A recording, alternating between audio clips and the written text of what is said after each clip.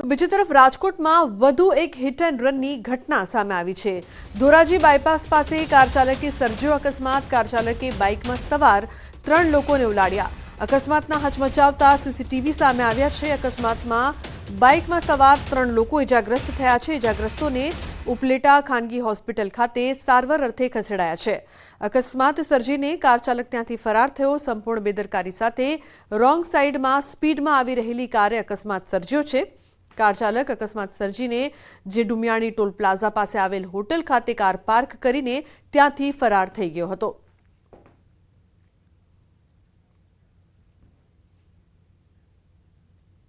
તો રાજકોટમાં રફતારના રાક્ષસ બેફામ બન્યા છે। બેફામ કાર ચાલકે 3 વાહનોને લીધા અડફેટે। કારની અડફેટે 69 વર્ષીય એક વ્યક્તિનું મોત નીપજ્યું છે। માલવ્યનગર મેઇન રોડ પર સર્જ્યો અકસ્માત। કાર ચાલક નશામાં હોવાનો આરોપ। કારમાં 2 યુવતીઓ અને 2 યુવકો સવાર હતા ત્યારે અકસ્માત સર્જાતા કારમાંથી 2 યુવતી ફરાર થઈ ગઈ હોવાની માહિતી મળી રહી છે, જ્યારે 2 યુવકોને સ્થાનિક લોકોએ દબોચી લીધા। માલવ્યનગર પાસે પોલીસે બંનેની અટકાયત કરીને આગળની કાર્યવાહી હાથ ધરી છે।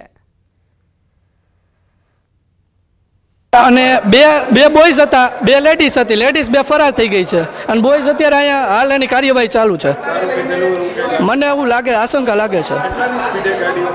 હું સામે તરબોસી લારીએ ઊભો હતો। આ કીવાળો 100 ઉપરની સ્પીડમાં હશે। કાકાને એક્ટિવાને પાછળથી સીધી ભટકાડી દીધી। કાકા તો 90% ઉપર વહી ગયા હશે, કારણ કે પોઝિશન જ એવી હતી। અહીંયા બ્લડ એટલું લાગ્યું ને હવે બેસુદ હાલતમાં હતા। કઈ દિશામાંથી ગાડી આવતી હતી અને ગાડી આથી આમ જતી હતી। શું આખી ઘટના શું હતી? ઘટના સીધી પાછળથી ભટકાવી દીધી। કોણ અંદાજે ઉડાડી આવવાની શંકા? 3 જણા તો હશે। એક તો આ ભાઈ અહીંયા છે ને એક એને આગળ હતો, એ વહી ગયો। બરાબર। આ ગાડીમાં કોણ કોણ હતું? ગાડીમાં 2 જણ હતા, 2 લઈ આવ્યા છે અહીંયા। 2 છોકરી ઉતરીને ભાગી ગઈ। તો ભિલોડાના કિશનગઢમાં પોતાના જ ટ્રેક્ટર નીચે આવી જતા ખેડૂતનું આકસ્મિક મોત થયું છે। રાત્રિ દરમિયાન ખેડૂત મહાશંકર બરંડા ખેતરમાં થ્રેશર ચલાવતા હતા। તે દરમિયાન ડીઝલ ખતમ થયું। ડીઝલ નાખ્યા બાદ અચાનક ટ્રેક્ટર ચાલુ થઈ જતા ખેડૂત અકસ્માતનો ભોગ બન્યા હતા। ખેડૂતના મૃતદેહને પીએમ અર્થે ખસેડવામાં આવ્યો છે।